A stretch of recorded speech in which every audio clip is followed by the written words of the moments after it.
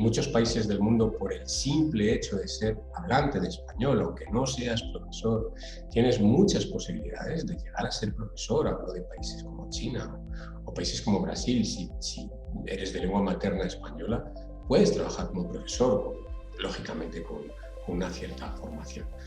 Pero los profesores de idiomas trabajamos con un material muy, muy sensible. Es decir, trabajamos con personas que proceden de diferentes culturas, que no tienen nuestra misma forma de pensar, nuestra misma forma de vivir. Y yo creo que incluso más necesaria que la preparación, vamos a decir, el conocimiento científico, tendría que ser la empatía. La empatía, que no es otra cosa que ponerse en el lugar de otro. Como dicen en inglés, meterse en los zapatos de otro. Nosotros en nuestra lengua somos un poco más empáticos y decimos ponerse en la piel de otro.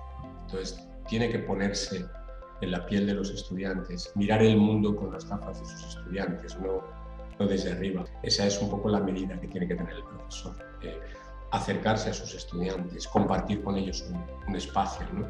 Y la palabra que yo diría por encima de cualquier otra es empatía, ponerse en el lugar de sus propios estudiantes, porque además va a tener bastantes diferencias en la clase. Luego también depende un poco del contexto en el que enseñe. No es lo mismo dar clase en un contexto oficial donde los estudiantes tienen que aprender una lengua por obligación, que en un contexto no oficial donde los estudiantes aprenden una lengua porque lo quieren o porque lo necesitan.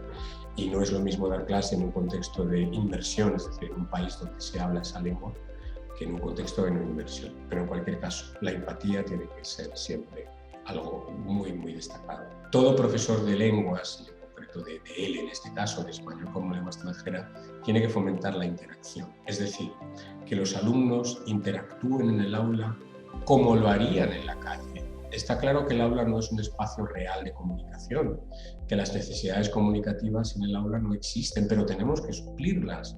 Tenemos que imitarlas, tenemos que fingirlas, ¿no?